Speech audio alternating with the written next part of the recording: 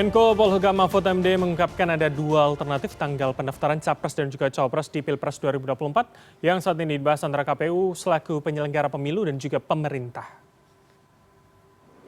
Dalam forum diskusi pemilu yang diselenggarakan Kemenko Polhukam pada Rabu, Mahfud mengungkapkan diskusi terakhir di KPU ada dua opsi pendaftaran Capres dan Cawapres. Opsi pertama adalah pendaftaran dibuka pada tanggal 10 hingga 16 Oktober mendatang.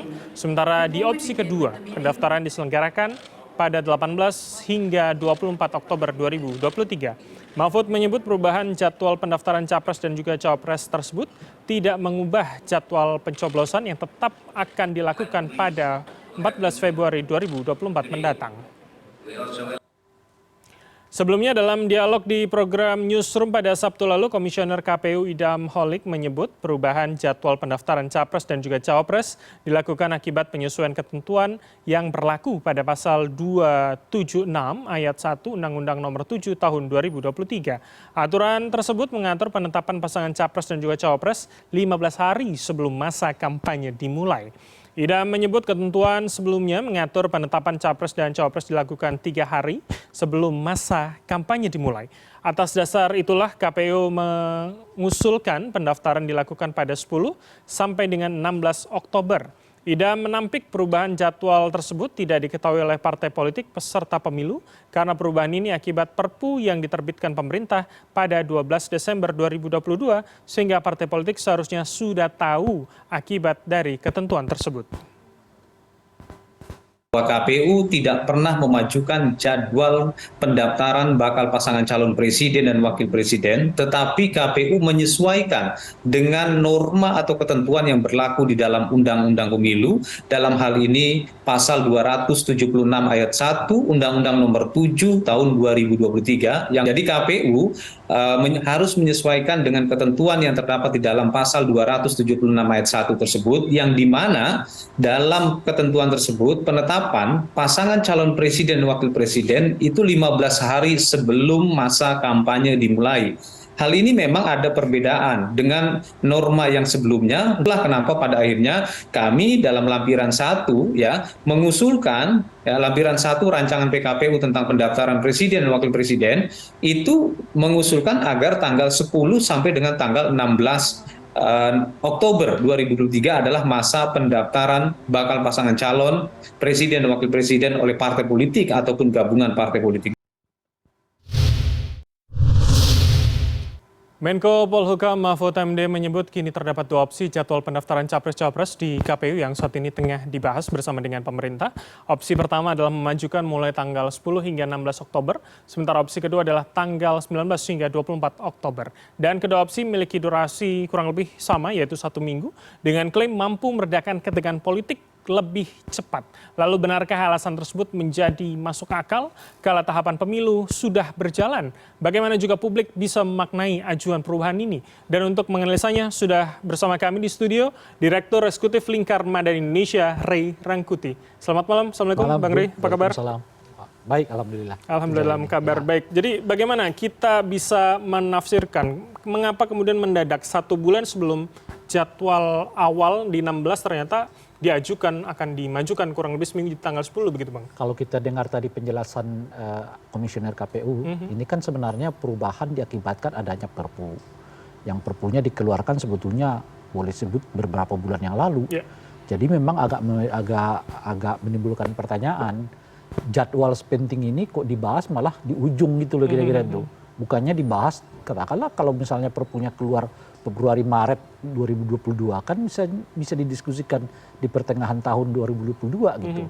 Sehingga kita udah fix ya punya jadwal 6 bulan katakanlah sebelum tahapan jadwal pertama itu dilakukan. Gitu. Kalau kemudian ada klaim untuk kemudian mengenal calon lebih lama, proses kampanye lebih lama. Kalau argumen-argumen soal dimajukan itu sih menurut saya bagus semua dan saya juga setuju kalau lebih cepat dimajukan. Kenapa gitu?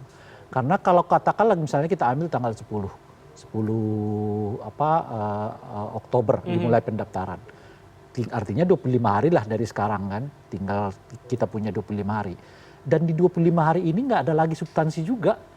ya kan pasangan-pasangan calon presiden ini hanya main gimmick-gimmick semua gitu loh, ketemu ini ketemu itu, nyebutin nama ini, posting itu gitu, nggak ada isinya juga.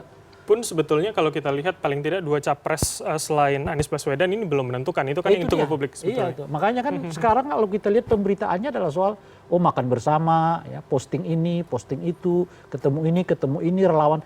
Apa isinya? Karena nggak ada juga. Oke, baik. Nah makanya kalau kita percepat juga, kalau menurut saya sih bagus aja. Jadi sehingga dengan begitu kita nggak lagi berbicara tentang gimmick kan, ketemu ini, ketemu itu, enggak. Kita berbicara tentang visi misi. Apa yang mau ditawarkan kepada masyarakat macam-macam dan seterusnya gitu. Makanya kalau ditanyakan argumennya sih banyak, dan argumennya itu menurut saya banyak benernya. Yang jadi masalah ini loh kok baru sekarang mau dibahas gitu. Oke, tapi kemudian banyak yang mengaitkan siapa yang sebetulnya diuntungkan ketika masih pada tanggal 19 begitu hingga tanggal 24, dan siapa yang sebenarnya diuntungkan ketika tanggal 10 hingga tanggal 16?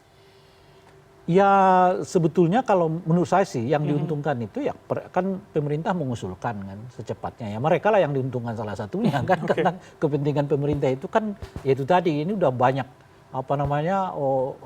heboh-hebohnya gitu ya, mereka ingin cepat aja supaya nggak terlalu banyak heboh macam-macam gitu. Jadi untuk kepentingan tidak heboh-heboh itu ya pemerintah yang diuntungkan gitu. Tapi pada tingkat tertentu agar kita masuk ke substansi pemilu, nggak lagi main di gimmick macam-macam itu, ya memang ya seluruh masyarakat bisa diuntungkan oleh keputusan untuk memajukan jadwal pemilu ini. Gitu. Kalau kita bicara paling tidak dalam kepentingan 3 capres hari ini, begitu. Saya tidak menyebut 3 pasang karena yang 2 belum menentukan begitu. Akankah kemudian akan berdampak? Siapa yang kemudian diuntungkan pada awal 10 atau 19? Kalau dipercepat justru keduanya menurut saya agak dirugikan, ya bukan diuntungkan nih, karena dengan begitu mereka akan kesulitan untuk memastikan siapa calon bakal wakil presiden yang akan mereka usung gitu. Kenapa gitu? Karena elektabilitasnya kan terus naik. Kan mereka harus menghitung ini dulu. Nah dengan ada waktu seminggu artinya ada kemungkinan bagi mereka untuk mengevaluasi di akhir seminggu itu untuk memastikan siapa kira-kira yang cocok menjadi calon wakil presiden di antara mereka gitu. Nah tapi dengan dipercepat, waktu untuk menilainya juga harus dipercepat gitu. Nah kalau dilihat dari situ ya kedua-duanya agak rugi nih. Karena memang kelihatan di dua calon ini ya sangat memperhitungkan betul hitungan last minute itu gitu. Kenapa last minute itu? Ya karena memang masih agak kesulitan untuk menentukan siapa bakal calon wakil presiden yang mereka gandeng bersama-sama. Oke, kalau menggunakan logika soal elektabilitas begitu ya, mana yang kemudian lebih menguntungkan? Apakah dengan waktu yang sempit itu bisa lebih meningkatkan elektabilitas, atau waktu yang panjang itu malah sebetulnya lebih meningkatkan, atau jangan-jangan itu malah menurunkan? Waktu panjang itu sebetulnya jauh lebih efektif. Nah makanya kita juga menyayangkan kenapa hanya 75 hari. Tapi kan dengan ini kan mestinya dirubah ya jadwal tahapan kampanye gitu ya. Nah kenapa penting panjang itu? Karena kalau kita lihat trennya sekarang, pemilih itu hanya mau memilih kalau ia kenal gitu. Jadi semakin lama waktu untuk memperkenalkan calon-calon ini ya semakin potensial mereka meraup suara gitu. Nah jadi semakin dipersempit ya semakin potensial juga mereka kehilangan suara gitu. Sebab alasan paling utama di pemilih kita sekarang ini memilih ya bukan hanya untuk presiden, untuk caleg dan juga untuk kepala daerah, itu mereka kenal gitu. Itu alasan yang paling utama. Jadi kalau mereka nggak kenal ya mereka nggak akan pilih. Jadi menurut Anda semakin panjang seharusnya semakin meningkatkan. Nah, dalam konteks ini tentu saja misalnya Ganjar diuntungkan. Kalau dia makin panjang artinya waktu bagi Ganjar makin panjang untuk memperkenalkan diri kepada masyarakat. Karena Pak Prabowo itu sudah di angka 100% keterkenalannya gitu ya. Jadi yang masalah di Pak Prabowo itu adalah meningkatkan elektabilitas, bukan meningkatkan keterkenalan. Nah, kalau Pak Ganjar dengan Anies itu ya memperkenalkan keterkenalan mereka gitu. Jadi waktu panjang bagi mereka justru jauh lebih baik. Oke, Bang Rey, saya masuk ke soal menunggu keputusan MK soal batas minimum usia capres-cawapres. Paling tidak di Senin kemarin kemudian Ketua MK Anwar Usman sudah mengkode begitu ya, publik menafsirkan ini kode bahwa pemimpin muda itu bisa berjaya pada masanya begitu. Nah, apakah kemudian kita bisa mengkaitkan bahwa ketika dipercepat ini sebetulnya juga akan merugikan siapapun calon ataupun siapapun pihak yang menunggu sebetulnya hasilnya cepat keluar? Yang kelihatan sangat berkepentingan dengan putusan ini kan adalah Gerindra. Karena mereka salah satu partai yang sudah mulai agak terbuka mengatakan Gibran adalah salah satu calon yang mereka Potensial. pikirkan untuk bersama dengan Pak Prabowo gitu ya. Nah, jadi kalau ia diumumkan di last minute, ya itu merugikan Gerindra karena mereka ingin memastikan siapa kira-kira calon wakil presiden yang bisa menggandeng Pak Prabowo, gitu, digandeng oleh Pak Prabowo. Semakin cepat, ya tentu akan menguntungkan Gerindra gitu. Jadi di sini sebetulnya menurut saya yang paling berkepentingan dengan putusan ini yang pertama adalah soal Gerindra, yang kedua adalah PDI Perjuangan. Karena mereka akan lihat juga kalau ternyata misalnya Gerindra menarik Gibran sebagai calon wakil presidennya, mungkin skenario yang dibangun sejak awal juga akan berubah seturut dengan Gerindra dijadikan sebagai wakil presiden. Gitu. Berarti jika maju akan menguntungkan PDP, tapi di jadwal awal akan menguntungkan Gerindra begitu ya? Bukan. Kalau dipercepat akan menguntungkan Gerindra, kalau diperlambat pembacaan putusannya akan menguntungkan Ganjar. Oke. Gitu. Kenapa Anda melihat gitu? begitu. Karena kalau dipercepat, apalagi putusannya kemudian mengatakan menerima, kan artinya Pak Prabowo hampir bisa dipastikan akan menggandeng Gibran. Betul. Kan? Nah, tapi kalau diperlama, mau tidak mau dari sekarang Pak Prabowo sudah menyatakan siapa calon wakil presidennya karena ini akan lama gitu. Dengan sendirinya bisa kita katakan bukan Gibran. Kalau bukan Gibran artinya potensi Gibran untuk terus mendukung Ganjar itu kuat gitu loh. Oke, jadi memang bisa kita petakan begitu ya, Iya. paling tidak kepentingan dua partai besar untuk kemudian bersama dengan calonnya juga menentukan di tanggal-tanggal itu. Di tanggalnya. Kemudian yang juga menarik adalah beberapa waktu terakhir akhirnya ajuannya bukan hanya soal batas minimal, Ya. tapi juga batas Batas maksimal 70 tahun ini kemudian juga diuji begitu. Nah ini menurut Anda apakah kemudian akan berhubungan atau kedua gugatan akan bisa berjalan secara parsial begitu? Kalau itu kan dilihat dari tanggal masuknya. Kan tentu yang paling masuk duluan yang paling cepat diputuskan kan. Pun aturannya sama begitu ya? Ya meskipun dalam pasal yang sama. Ya tapi karena kan ada mekanisme tata cara bersidang di MK. Jadi kalau ia masuk, ya ini didahulukan, berarti itu dibelakangkan, itu satunya. Oke. Tapi bisa saja kemudian MK memutuskan bahwa ini saling terkait, misalnya begitu, lalu kedua-duanya dibahas. Tapi kalau kedua-duanya dibahas, artinya makin panjang ini baru diputuskan. Oke. Nggak bisa, kalau sekarang kan kita tinggal menunggu putusan-putusan soal batas minimal kan. Tapi kalau ia digabungkan dengan batas maksimalnya, bisa artinya batas yang minimal ini nunggu dulu proses pemeriksaan terkait dengan administrasi pengajuan soal batas maksimal kan gitu. Artinya makin panjang. Bisa diprediksi mungkin justru setelah pengajuan calon presiden wakil presiden putusan ini akan dikeluarkan oleh MK. Gitu. Mana yang paling mungkin untuk mendekati soal apakah berjalan parsial atau kemudian saling menunggu tadi kalau Anda sebutkan? Mungkin kalau kita lihat dari mekanisme sidangnya ya kayaknya bukan disatukan itu dipisah gitu. Karena memang itu juga hal yang berbeda. Pun ada yang menyebutkan itu untuk mengganjal Prabowo Subianto begitu yang berumur 70 Iya, 71. tapi menurut saya ini juga dua mekanisme yang berbeda. Satunya itu kan meminta supaya diturunkan ya dari 45 ke 35. itu artinya pasalnya sudah ada, aturannya sudah ada, tinggal dibatalkan oleh Mahkamah Konstitusi. Pasal yang menyatakan batas maksimal 40 tahun itu batas minimal 40 tahun. Tapi kalau meminta supaya batas maksimal 70 tahun, enggak ada aturannya. Jadi ini aturan di satu segi meminta Mahkamah Konstitusi mengkoreksi undang-undang, tapi di bentuk yang lain adalah memerintahkan atau meminta Mahkamah Konstitusi membuat aturan gitu loh.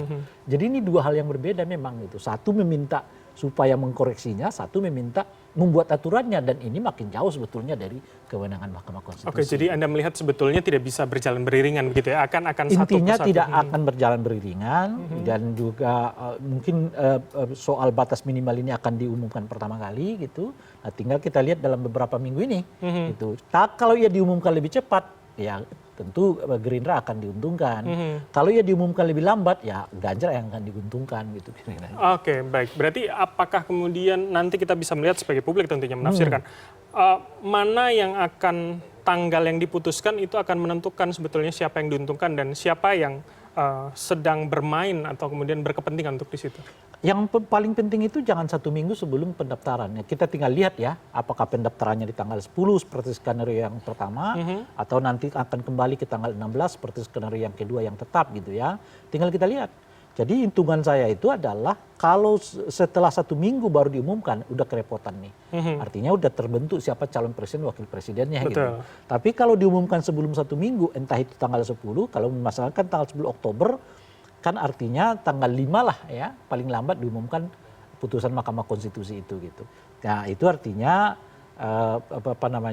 Gerindra mungkin akan mengambil keuntungan lagi-lagi kalau putusannya mengabulkan permohonan itu. Gitu. Atau jangan-jangan mungkin putusan MK yang akan lebih dahulu daripada kemudian ajuan tanggal 10 tadi. Akan mana yang lebih mungkin? Kalau dilihat dari jadwal persidangan, ini mestinya waktu-waktu di mana MK sudah mengumumkan hasil dari sidang ini gitu. Ajuan batas minimum usia apakah mereka begitu ya? terima atau mereka tolak gitu. Mestinya minggu-minggu ini. Oke, jadi harusnya artinya mungkin akhir September kita udah bisa tahu tuh. Harusnya begitu ya? Iya, kalau dilihat dari jadwal persidangan kan mereka udah. Dan artinya cukup dekat begitu ya, paling tidak akhir September artinya mungkin ada 10 atau belasan hari menjelang pendaftaran jika tanggal 10. Jika tanggal 10 dilakukan. Mau dimajukan, mau dimundurkan, kalau dia di akhir September, ini masih memungkinkan partai politik untuk melakukan sesuatu. Gitu. Dan mungkin akan berbeda lagi kemudian skema-skemanya. Sangat bisa. Baik, kita akan lihat seperti apa. Terima kasih Bang Ray Rangkuti, Direktur Eksekutif 5 Indonesia telah bergabung sama kami. Selamat malam. Malam.